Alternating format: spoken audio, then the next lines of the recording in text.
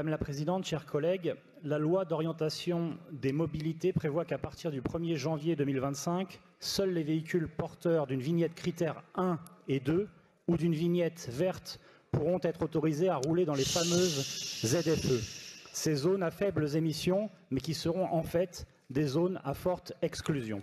En effet, dans les 45 métropoles de plus de 150 000 habitants, et donc en Île-de-France, ce sont des millions de véhicules pourtant à jour de contrôle technique et respectueux des normes anti-pollution qui sont concernés par cette mesure d'écologie punitive qui ne réduira, selon certains experts, que de 5 à 10% les émissions de dioxyde d'azote.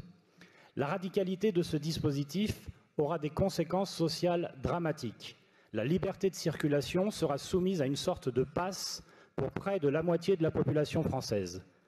Et sur cette moitié, 36% affirment déjà ne pas avoir les moyens de changer de véhicule.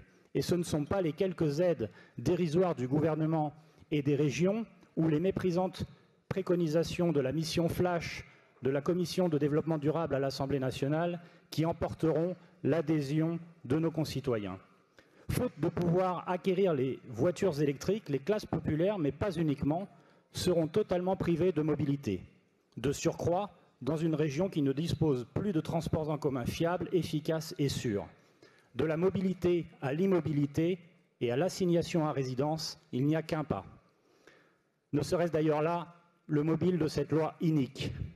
Madame la Présidente, ma question est simple. Vous avez déclaré être favorable aux ZFE. Confirmez-vous aujourd'hui ces propos et approuvez-vous toujours cette mesure aussi aberrante que discriminante, en plus d'être anti-républicaine par la rupture d'égalité qu'elle porte? Une chose est sûre, le groupe Rassemblement national s'y oppose fermement et demande, à l'instar de notre députée Anne-Sophie Frigou, la suppression de ces zones à faibles émissions. Je vous remercie.